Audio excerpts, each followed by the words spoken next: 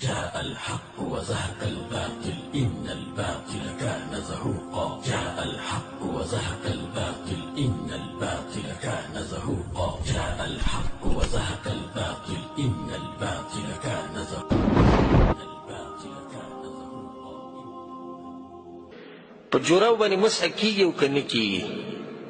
زه د دې یو څو دلیلونه ښیم یو څو، او که په دې باندې یو سړی قرآن او حدیث سره شوق یې او دا وایي چې زه قرآن او حدیث منمه، په دې به زړه مطمئن کیږي انشاءالله.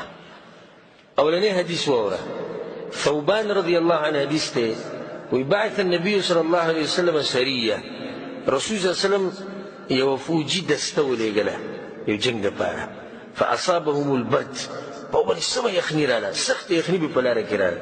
فلما قدموا على النبي صلى الله عليه وسلم شكوا اليه ما اصابه من البرد، کله چې رالو یا رسول الله سمه یخني وه موږ ته، سم ګران لکه دا سفر ډېر ګران موږ ته پرېوت.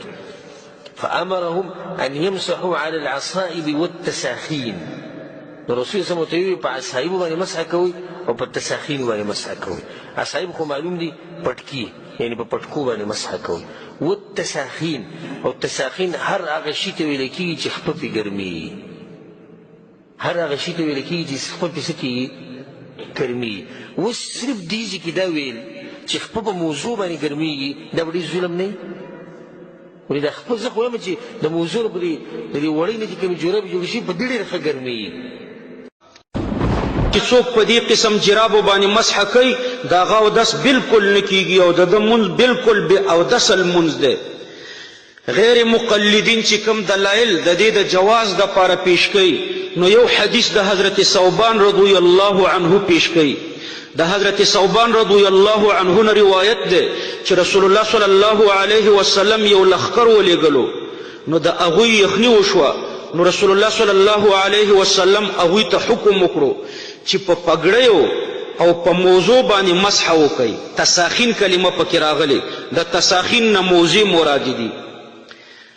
درایه کې لیکي د دې حدیث سند منقطع دی، او د امام احمد الفاظ داسې دي چې رسول الله صلی الله علیه وسلم اودس وکړو او په خپلو موضوع او خمار او عمامې باندې مسح وکړه.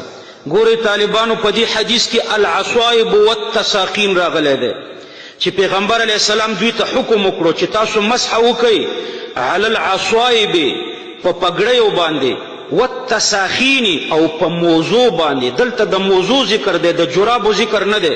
زه تاسو ته تقریبا 11 حوالې پیش کوم د دې نم زیاتې چې د تساخین معنا د موضع. ګورئ په دې حدیث کې د جرابو لفظ بالکل نشته، د التساخین معنا موضوع دی.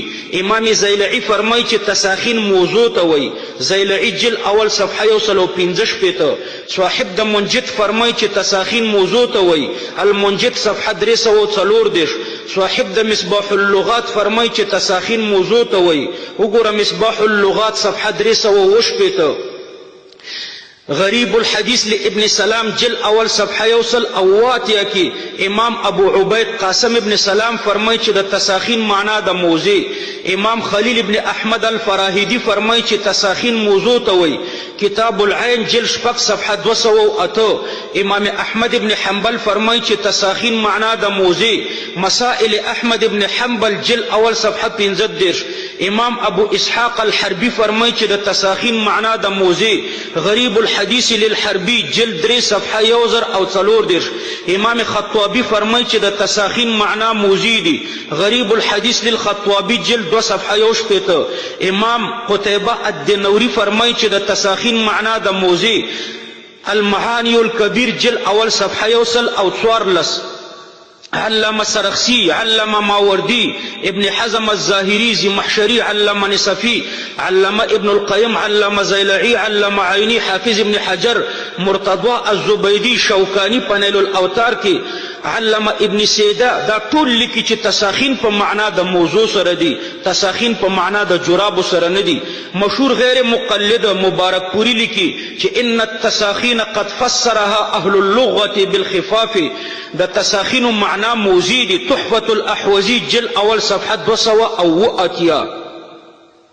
غیر مقلدین هغه د تساخین معنا کوي کل ما یسخن به القدم، دا معنا علامه خطابی په یقال او په قال بعضهم سره ذکر کړی ده او علامه بغوی په قیل سره ذکر کړی ده، نو دا معنا کمزوري ده.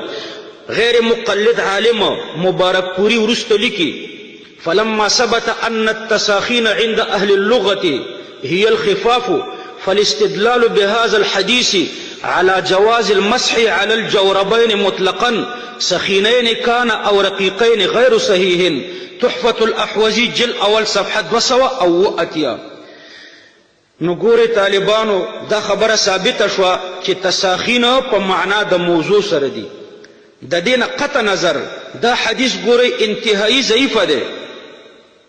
د دې حدیث اول راوی یحیی بن سعید ده.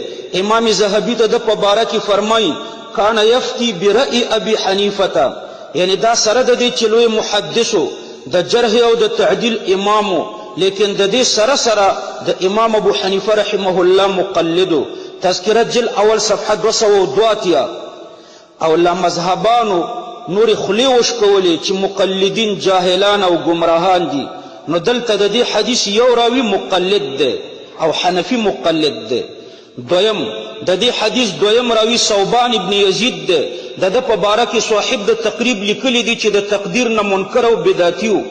امام احمد به طالبان د درس نه منع کول، کله به چې په درس کې د حضرت علی ذکر راغلو نو ده به ویل لا احب الرجل، یعنی دا سړی زما نه خوښیږي، او بیا به ویلي چې ځکه مې نه خوښیږي چې دا زما د نیکه سره جنګېدلی دی. وګوره حاشیه د خلاصة تهذیب الکمال صفحه 50. د دې حدیث دریم راوی راشد ابن سعد ده. دا راوی انتهایی ضعیف راوی ده. تهذیب التهذیب جلد 3 صفحه 226 او میزان الاعتدال جلد 2 صفحه 15. غیر مقلد عالم مبارک پوری لیکي چې هذا الحديث لا يصلح للاستدلال به فانه منقطع فان راشدا لم يسمع من ثوبان. قال الحافظ ابن ابي حاتم في كتاب المراسيل صفحه 22. قال احمد بن حنبل راشد بن سعد لم يسمع من ثوبان. وقال الحافظ ابن حجر في تهذيب التهذيب قال ابو حاتم والحربي لم يسمع من ثوبان. قال ابو حاتم والحربي لم يسمع من ثوبان. تحفة الاحوزی جل یو او صفحه 200.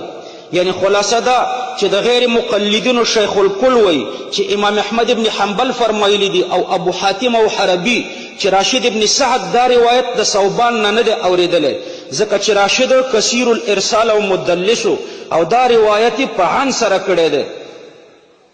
لہذا چې کله دا حدیث انتهایی کمزور نو د وابیانو یو مشر دی نیاز محمد کونړی هغه لیکي چې امام بخاری فرمایي چې د راشد سما د ثوبان نه ثابته ده. الحق السری جلد 2 صفحه 618. لیکن زه وایم چې دا په امام بخاری خالص بهتان ده، دروغ، تحریف او کتمان، دا د لامذهب و عادت ده. خلاصه دا چې دا حدیث نه متواتر ده چې د دې په وجه په قرآني حکم کې د تغییر راوستل جایز شي، او نه صحیح خبر واحد ده، او نه په دې حدیث کې د جراب لفظ شته. د دې حدیث په ترجمه کې د جرابو د لفظ ذکر کول دا گمراهی ده او ځان د ضلوا فاضلوا مصداق ګرځول دي.